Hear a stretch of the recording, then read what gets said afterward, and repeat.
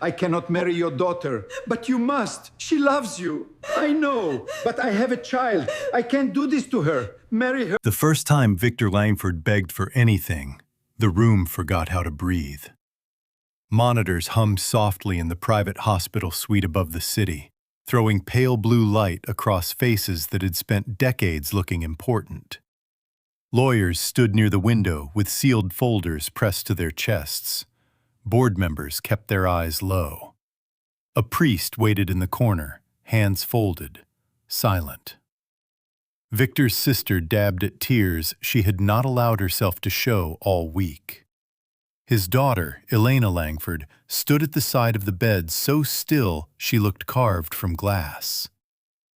And then there was Daniel Hayes. A widowed mechanic in a wrinkled dark shirt, hands rough with old cuts, his 8-year-old daughter asleep on a couch outside under a nurse's blanket because he had rushed here so fast he forgot to take her home first. Victor Langford, billionaire founder, ruthless CEO, a man who had buried competitors and bought senators and once made a room full of investors cry with a single look, reached up with trembling fingers and gripped Daniel's wrist. "Marry my daughter before I die." Nobody moved. One of the lawyers actually inhaled so sharply it sounded painful.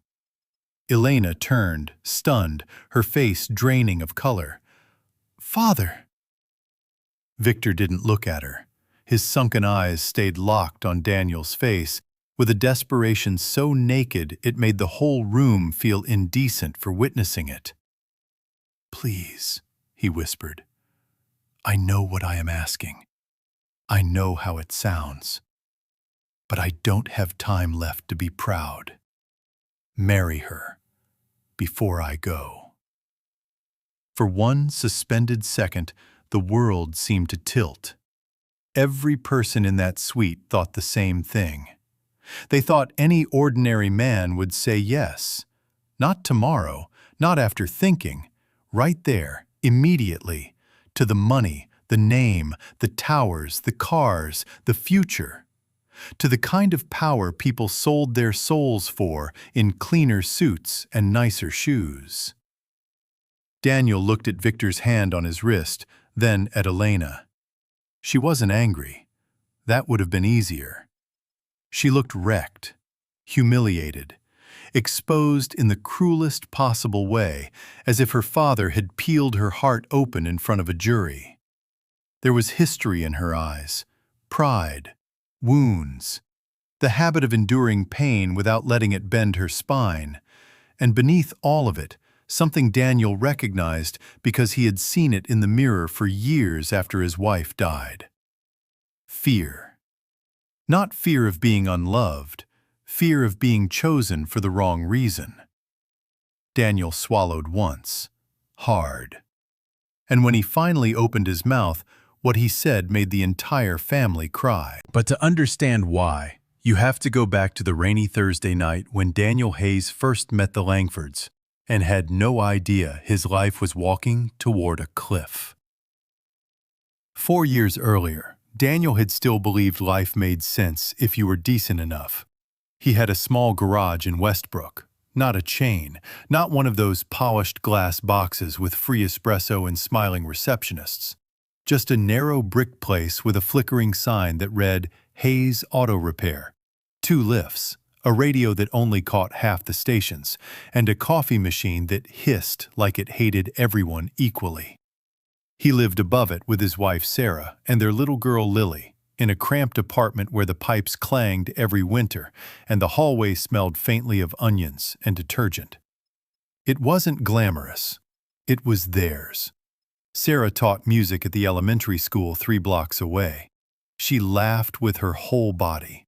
She cried at absurd things, commercials, old songs, that one pigeon with the bent wing that kept returning to their fire escape. She was the kind of woman who could hold a room together without anybody noticing she was doing it. Daniel used to watch her while she braided Lily's hair in the mornings, sunlight catching in the little flyaways around her face, and think, This This is the part of life people are actually fighting for. Then, leukemia came like a thief that did not bother wearing a mask. The treatment lasted 11 months. 11 months of optimism they purchased in pieces. 11 months of selling things, borrowing, praying, smiling for Lily, pretending the next round would work. The next specialist would know something. The next scan would say, miracle. By the end, Daniel had learned the exact sound hope makes when it begins to rot. It is not loud. It is small. It sounds like a paper hospital bracelet crinkling when the person you love reaches for your hand with almost no strength left. Sarah died on a Sunday morning while rain tapped against the window. Lily was 4. After that, Daniel stopped expecting life to be fair. He stopped asking big questions. He fed his daughter, opened the garage, paid what he could, held himself together with routine and black coffee and the strange stamina grief gives people who don't have the luxury of falling apart. But the world kept moving, because it always does, and eventually Daniel learned how to move with it. Not gracefully, not beautifully, just enough. Lily became the center of his life in a way that frightened him sometimes. She had Sarah's eyes and Daniel's stubbornness. She talked to strangers too easily, trusted too quickly, and loved with the terrible courage children have before the world teaches them caution. Daniel packed lunches, learned to do ponytails badly, burned pancakes, forgot school forms, remembered inhalers, worked late, came home exhausted, and still read bedtime stories in ridiculous voices because Lily laughed harder when he sounded foolish. He told himself that was enough. Then, one night in November, a storm rolled over the city and flooded half the streets, and Daniel stayed late at the garage trying to finish a brake job for a nurse who couldn't afford to miss another shift. By the time he locked up, Lily was asleep in the tiny office, wrapped in Daniel's old hoodie, crayons scattered around her like fallen confetti. He carried her to the truck, started for home, and got 3 blocks before the engine coughed, sputtered, and died in the middle of an upscale district where every storefront looked too clean to belong in the same universe as him. "Of course," Daniel muttered, smacking the steering wheel lightly. "Perfect." Lily stirred. "Did we crash?" "Nope, truck's just being dramatic." Rain hammered the windshield. He tried the ignition again. Nothing. He got out, pulled the hood, and stood in cold rain with a flashlight between his teeth, one hand buried in wet metal, cursing under his breath while traffic hissed by. After 10 minutes of that, headlights swept across him and a black town car stopped at the curb. Daniel ignored it. Then the rear door opened and a woman stepped into the rain without an umbrella. She wore a long camel coat already darkening at the shoulders, heels that were absolutely wrong for that weather, and the kind of stillness expensive people sometimes mistake for control. She was beautiful, but not in the polished magazine cover way Daniel distrusted on instinct. There was something sharper about her, almost severe. Her hair was pinned back loosely, and the storm had already freed strands around her face. She looked annoyed, tired, and far too composed for a woman standing in freezing rain beside a broken truck. "You're leaking coolant," she said. Daniel blinked. "That was going to be my first guess, too." "I'm serious." "So am I." Her mouth twitched, almost a smile. "You have a cracked upper hose." He leaned in with the flashlight, then stared. She was right. "That's either impressive," he said, "or deeply concerning." "My father collected cars," she replied. "I learned enough to survive dinner conversations." He glanced toward the town car. An older driver sat in front, watching nervously in the rearview mirror. "And what exactly are you doing stopping for a stranger at this hour?" The woman looked past him into the truck cab, where Lily had pushed herself up and was blinking sleepily through the glass. Something in the woman's expression softened. "Your daughter looks cold." That answer hit harder than Daniel expected. Before he could stop her, she walked to the town car, spoke quietly to the driver, took an umbrella from the back seat, and returned. Then she opened the passenger door of Daniel's truck like she had every right to do so. Lily looked up at her with that unfiltered curiosity children have. "Are you rich?" Daniel closed his eyes. "Lily." The woman actually laughed. Low, surprised, real. "Yes." "Like regular rich or movie rich?" "Lily." The woman crouched so they were eye level. "Probably the second one." Lily considered that seriously. "Do movie-rich people always smell like expensive hotels?" Daniel wanted the earth to open and swallow him, but the woman just said, "Only when they've had a very long day." 5 minutes later, Daniel had confirmed the damage. He could fix it, but not in that rain and not with Lily shivering in the cab. So, against every instinct he had, he accepted a ride. The woman introduced herself simply as Elena. No last name, no explanation. In the back seat, Lily fell asleep with her head against Daniel's arm while the city streaked by in wet gold and red. Elena sat across from them, staring out the window with the distant expression of someone who had spent years inside rooms where every word had a price. When they pulled up outside Daniel's building, he thanked her, expecting that to be the end of it. But Elena looked up at the peeling paint, the dim hall light, the rusted mailbox slots, and asked, "How much would the repair have cost if someone else had done it?" Daniel frowned. "Why?" "Because if that truck doesn't run, you don't work. If you don't work, that little girl worries. I dislike avoidable worry." He stiffened immediately. "I'm not taking money." "I didn't offer any." "Good." For the first time, she met his guard with some of her own. "You assume insult very quickly. You offer help very carefully. And yet I offered it. And yet I still said no." For a second, neither of them moved. Then Lily, half asleep, reached one small hand toward Elena's coat sleeve. "Thank you, hotel lady." Elena looked down at that tiny hand gripping expensive wool like it belonged there. Something unreadable crossed her face. The next morning, a brand new hose and a handwritten note appeared outside Daniel's garage before opening. "For your dramatic truck, no charity. Consider it repayment for making me stand in the rain. Elena." Daniel should have left it at that. He didn't. 3 days later, he found himself outside Langford Tower because the note had included a business card after all, tucked so neatly he hadn't seen it at first. Elena Langford, Executive Vice President, Langford Global Holdings. The name hit him like a door slamming. Victor Langford wasn't just rich. He was the kind of billionaire whose face appeared on business magazines and scandal panels and charity galas.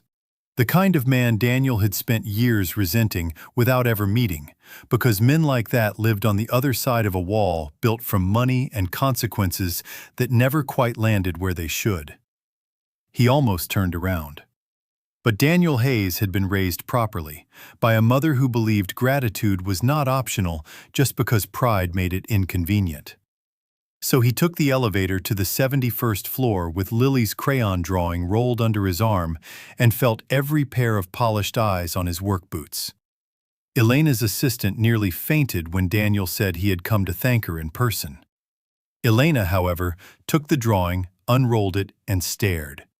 It was of a black car in blue rain, with 3 crooked stick figures standing beneath a giant umbrella. One figure had absurdly long legs. Another had yellow curls meant to be Lily. The third had a rectangle over her body labeled Hotel Lady. There were little hearts falling from the sky for no reason. "This is wildly inaccurate," Elena said quietly. Lily beamed. I made your hair extra pretty. That was the day Victor Langford saw them together for the first time. He was coming out of a strategy meeting with 6 men following behind him like satellites when he stopped mid-step and looked through the glass of Elena's office. He saw his daughter, the daughter who had not laughed in months, standing beside a little girl while a broad-shouldered mechanic tried and failed to act comfortable in a room worth more than his entire building.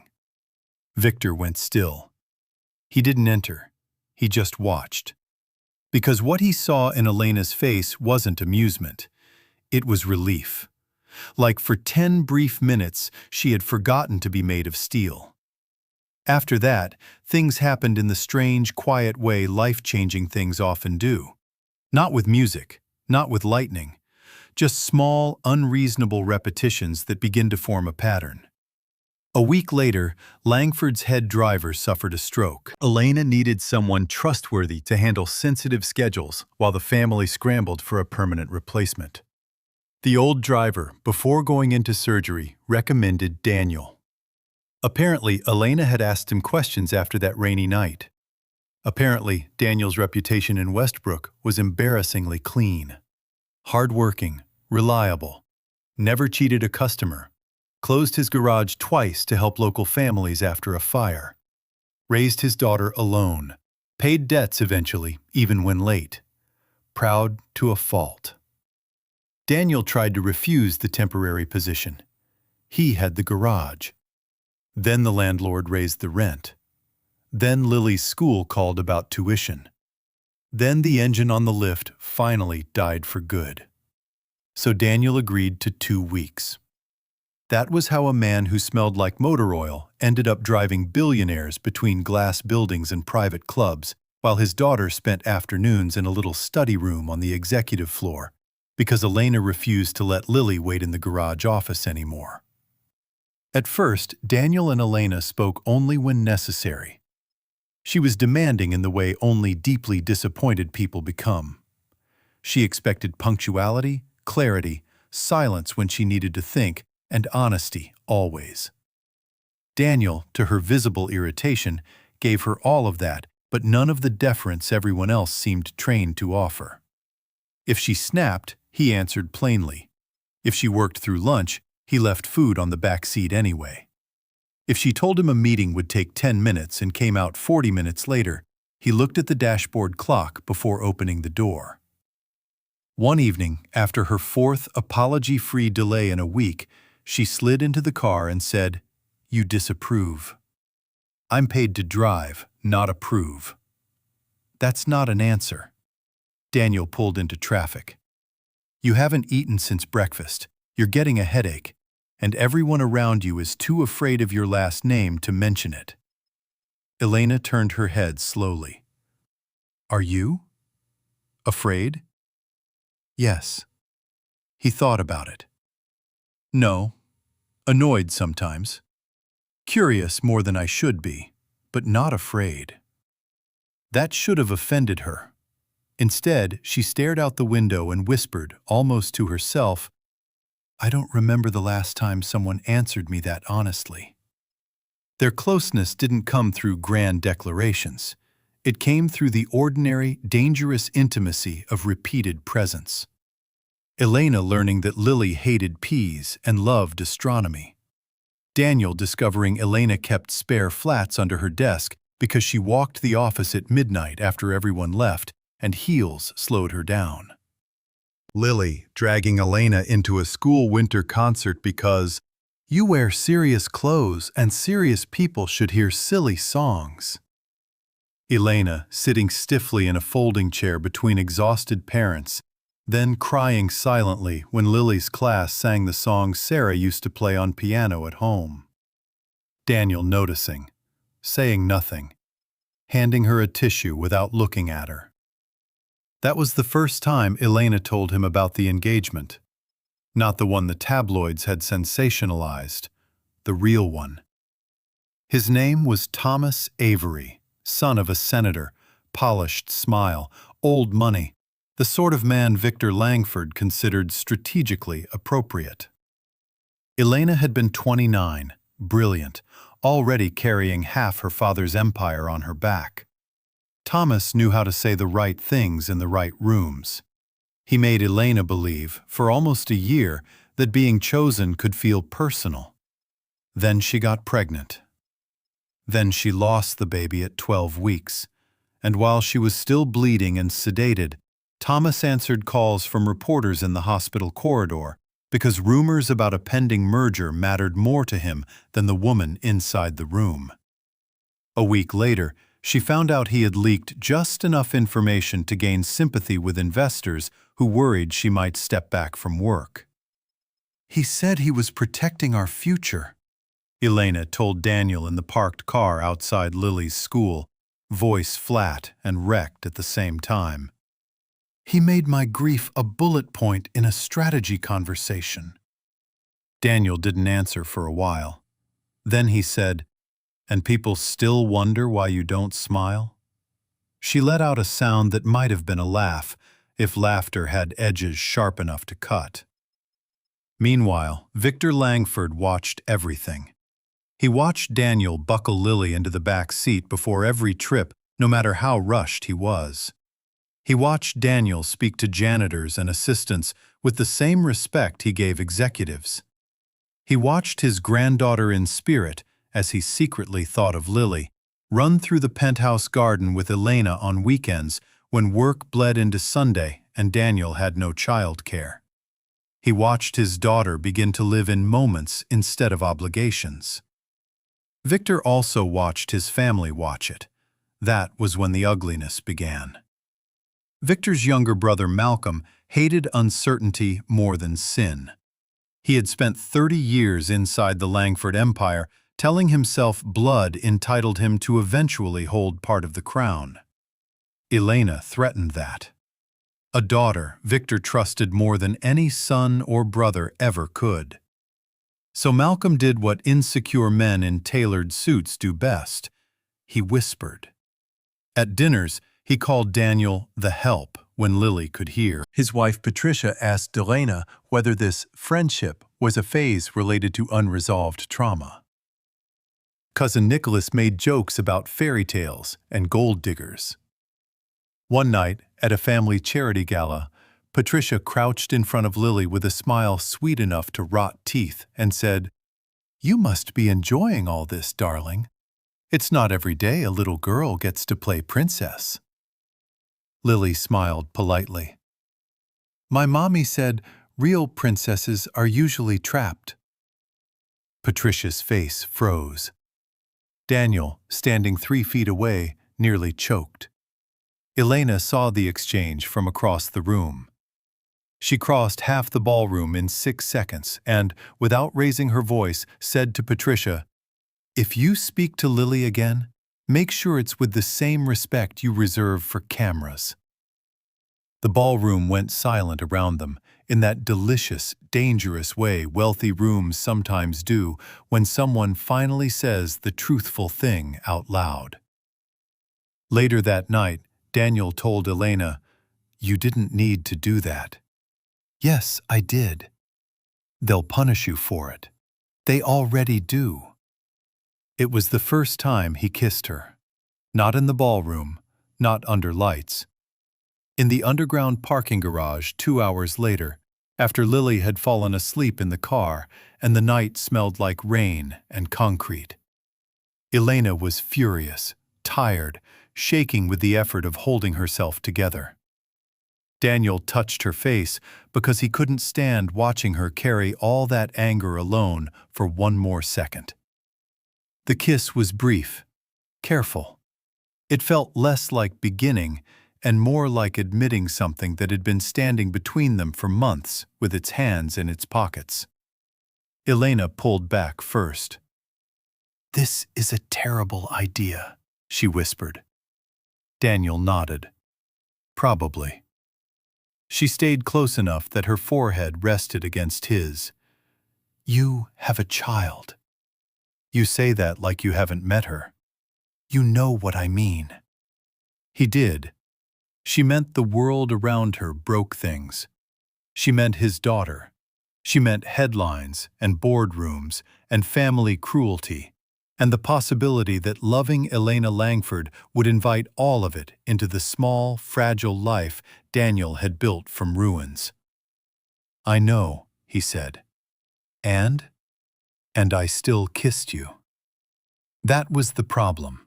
Not the difference in money, not the scandal, not even Victor. The problem was that Daniel and Elena became important to each other before either of them had a plan for surviving that fact. For a while, they pretended the feeling could remain private. They stole coffee on the terrace before dawn. They spoke in glances during long drives. Lily, brilliant and shameless, began leaving Elena room in every drawing without asking permission first. Then the tabloids got a photograph. It was harmless. Elena, Daniel, and Lily at a street market on a Sunday morning. Lily on Daniel's shoulders, Elena holding a paper bag of apples and laughing at something off camera. No kissing, no drama. Just the kind of simple domestic happiness that powerful families find more threatening than scandal because it makes escape look possible. By afternoon, the headline was everywhere. Langford heiress falls for widowed driver. By evening, investors were calling. By midnight, Malcolm had informed 2 board members that Elena was emotionally compromised. Victor Langford suffered his first major cardiac episode the next morning. When Daniel got to the hospital, Elena was standing outside the ICU with bloodless lips and clenched hands. She didn't cry when she saw him. That would have been too easy. She just leaned her forehead against his chest for exactly 3 seconds, then stepped back because nurses were passing. "It's my fault," she said. "No." "If the story hadn't broken, no." She looked up at him then, eyes full of a grief far older than the day. "Do you know what people like us are taught when someone gets hurt?" Daniel waited. "That love is indulgence, that if we had been more disciplined, more obedient, more useful, fewer things would break." He hated that sentence instantly, because he could tell she had lived inside it for years. So he said the only truthful thing he had. "Your father's heart didn't fail because you were happy for 5 minutes." That cracked her. Not dramatically, not in movie tears, just a tiny fracture around the mouth, the eyes, the shoulders. Enough for Daniel to understand how little gentleness her life had allowed. Victor survived, barely. And something changed after that. He stopped pretending time was infinite. He called Daniel into his hospital room 3 days later. Victor Langford looked smaller in bed, which somehow made him more intimidating, not less. Men like him were supposed to be enormous forever. Seeing one diminished felt like witnessing a monument realize it could bleed. Daniel stood near the door, unsure whether he was there as employee, problem, or witness. Victor studied him for a long time. Then he said, "Do you love my daughter?" Straight to the bone, no warm-up. Daniel answered just as plainly, "Yes." Victor nodded once, like a man hearing the result of a test he already knew had been passed. "And Lily? What about her? Does she love Elena?" Daniel almost smiled. "More every day." Victor looked away toward the window, where the city spread beneath them in cold silver. "I gave Elena everything that could be purchased, and almost nothing she actually needed. Structure, access, protection, the illusion of certainty, but not softness, not safety, not the right to be ordinary." His voice roughened. "Do you know why she keeps choosing work over people?" Daniel stayed quiet. "Because work is the only thing in my world that has ever loved her back without humiliation." The old man closed his eyes briefly, and when he opened them, there was something raw in them Daniel had never expected to see there. "My family will tear at her when I'm gone. Not because they hate her, Because greed hollows people until they stop recognizing what they're doing. They will call it concern, legacy, optics, but it will be fear. And fear in rich families wears very expensive clothes. Daniel shifted his weight. What are you asking me? Victor looked right at him. Don't disappear when it becomes ugly. Daniel left that room with his chest tight and his thoughts louder than traffic. Because part of him already wanted to run. Not from Elena, from hope. From the terrible possibility of building a future and watching it be ripped apart again. 1 week later, he nearly did. Lily came home from school quiet, which was unlike her. At dinner, she pushed peas around her plate and asked, "If I love Elena a lot and then she goes away, will it hurt the same as Mommy?" Daniel set down his fork so carefully it made his hands ache. "Why would you ask that?" She shrugged, too casually. "Because rich people look temporary." He actually laughed once from the pain of it. Then she started crying, and he pulled her into his lap and held her while she hiccuped against his shirt. Children don't ask easy questions. They ask the ones adults spend years learning how to avoid. That night, Daniel told Elena they needed distance. She listened without interrupting, which somehow made it worse. When he finished, she stood at his apartment window looking out over the wet street, arms folded, face unreadable. "This is about Lily," she said. "Yes. And you?" He didn't answer. Elena turned. "You think loving me will destroy the small, honest life you rebuilt? I think your world destroys whatever doesn't bend to it." "And if I leave that world?" He stared at her. "Can you?" The silence between them was long, brutal. Finally, she said, "That's exactly the question, isn't it?" For the next 2 weeks, they barely spoke outside what was necessary for work. The distance wounded them both in the stupid, invisible ways mature people often mistake for discipline. Lily noticed. Victor noticed. The office noticed. And Malcolm noticed too. So he made his move. At an emergency board session, with Victor still recovering and Elena already stretched thin, Malcolm presented a stability proposal. The company was entering delicate merger talks. Public confidence mattered. Family image mattered. Leadership optics mattered. He suggested Elena announce an engagement to Adrian Cross, heir to a logistics empire and son of Victor's oldest business ally. Not because she loved him, of course, because markets liked symmetry, because old money liked old money, because a woman, especially one inheriting power, was easier to trust when she looked properly placed. Elena listened without expression. Then she said, "You're asking me to turn my life into investor relations." Malcolm smiled. "I'm asking you to think beyond yourself." She almost did it. That was the tragedy. Not because she wanted Adrian, she barely tolerated him, but because she loved her father, because he was dying, because duty had been wrapped around her throat since childhood and taught to feel like oxygen. Because some daughters are raised to believe they are bridges everyone else gets to walk across. That evening, she went to Daniel's apartment, not as executive vice president, not as heiress, but as a tired woman who had finally reached the edge of what she could carry alone. She stood in his kitchen while Lily colored in the living room and said, "If I marry the right man, the board settles. My father dies believing the company is protected. The family stops circling. Everything gets quieter." Daniel looked at her for a long time. "And what happens to you?" She let out a breath that shook. "Does it matter?" He moved then, fast enough to scare himself.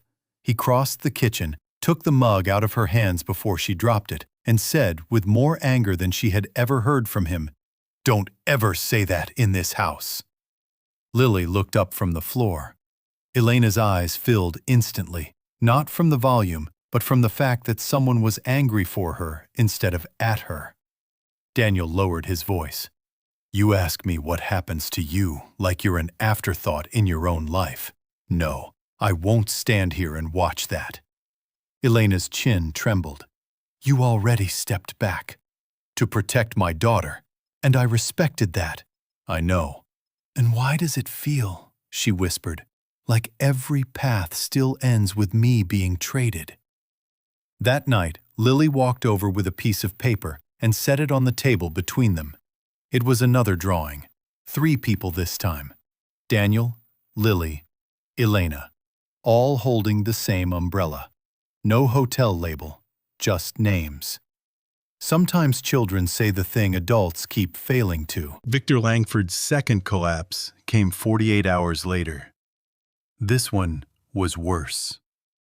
By the time Daniel got to the penthouse hospital suite, priests had already been called. Malcolm was speaking in hushed legal tones to the attorneys. Patricia looked theatrically devastated.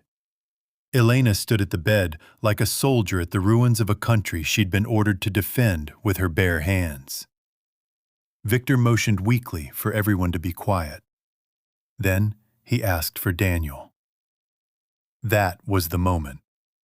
The one the family would replay in whispers for years. The billionaire CEO, the dying patriarch, summoning the widowed mechanic in front of blood relatives and power brokers and saying the impossible thing aloud. Marry my daughter before I die. What most people in that room heard was desperation. What Daniel heard was guilt. A father trying, too late, to buy his child one last layer of protection. A man who had spent his life turning every problem into a transaction, making the tragic mistake of believing love might also be secured through timing, signatures, witnesses. Daniel looked at Victor, then at Elena. Her face was wet now, not sobbing, just tears falling soundlessly down a woman who had held herself together too long. The room expected greed or gallantry, a quick yes, a dramatic kneel, some noble nonsense. Instead, Daniel shook his head, softly, once. And Malcolm actually smiled. He thought refusal meant defeat, but Daniel stepped closer to the bed and spoke so quietly the whole room had to lean in. No, sir. The smile vanished. Elena's breath caught. Victor's eyes clouded with pain, not anger, just pain. The kind old men get when they realize death will not leave them enough time to fix what they have broken. Daniel swallowed and kept going. I won't marry your daughter before you die. The room was stone silent. Because she has spent her whole life being offered like a solution. To your board, to your allies, to your family's fears. To men who saw her name before they saw her heart. I will not be the last man to make her into a deal. Patricia covered her mouth. Victor's grip loosened slightly on the blanket. Daniel's voice grew rougher, fuller, pulled from places he usually kept locked down. I love her, but if I marry Elena tonight, with you begging and your family watching and your money hanging over all of us, then every cruel person in this room will spend the rest of her life saying, I took advantage of a dying father and a grieving daughter. And somewhere deep inside, no matter how much she trusts me, part of her will always wonder if I said yes because I loved her or because it was easy. Elena broke then. A hand flew to her mouth. Tears spilled harder. Daniel finally turned toward her fully. I won't give you a marriage born from fear, he said. Not yours, not his, not mine. His next words were barely above a whisper, but they hit the room like thunder. What I can promise is harder. Even Malcolm lowered his eyes. When he's gone, when the condolences stop, when the board turns ugly, when the flowers die and the lawyers circle, and there's no audience left to impress, I will still be here. Not for the company, not for the name, Not for $1 of what this family owns. I will stand beside your daughter if she wants me beside her. I will love her in the days that are ordinary and cruel and unglamorous. I will protect her dignity even from the people who share her blood. And if, after all that, she chooses me with a clear heart and no one begging on her behalf, then I will marry her with joy. But not like this. Never like this.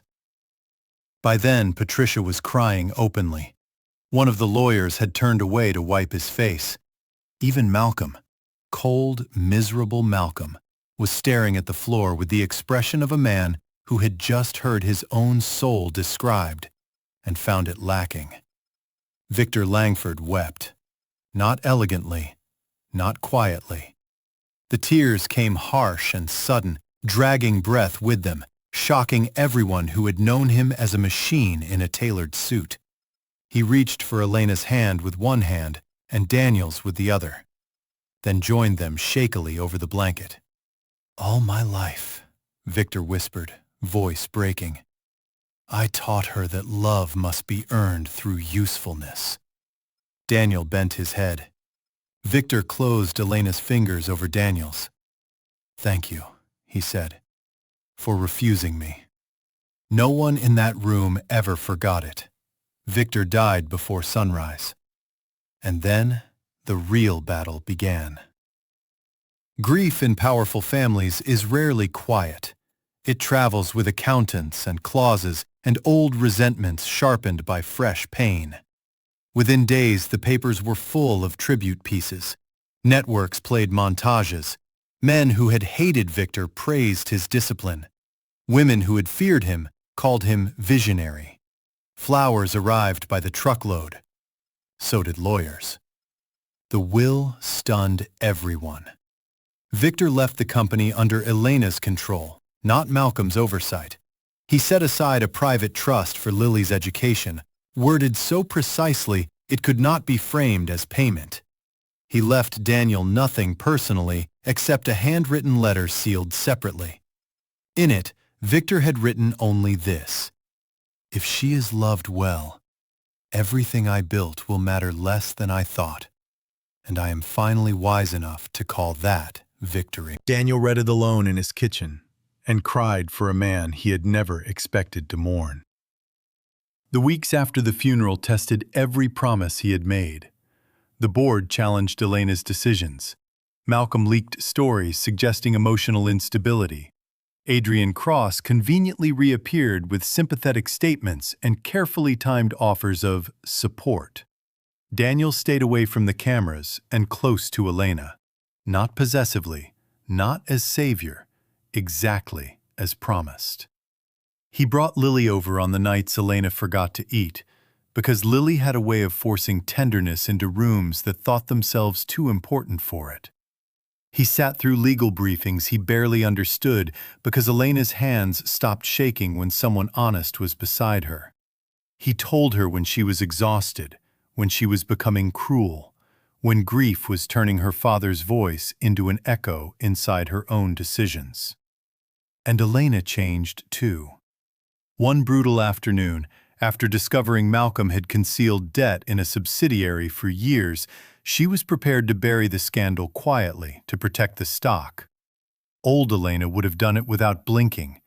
Instead, she looked at Daniel and asked, "What would truth cost?"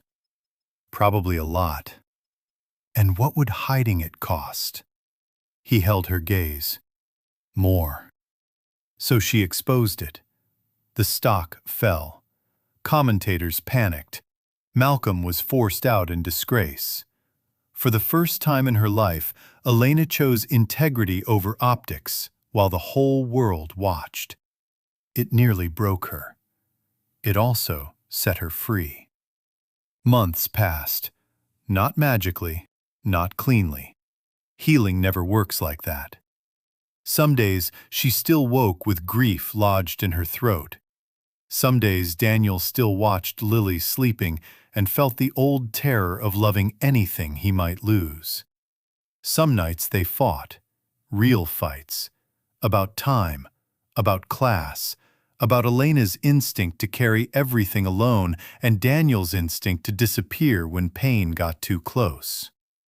But real love is not proven by the absence of difficulty.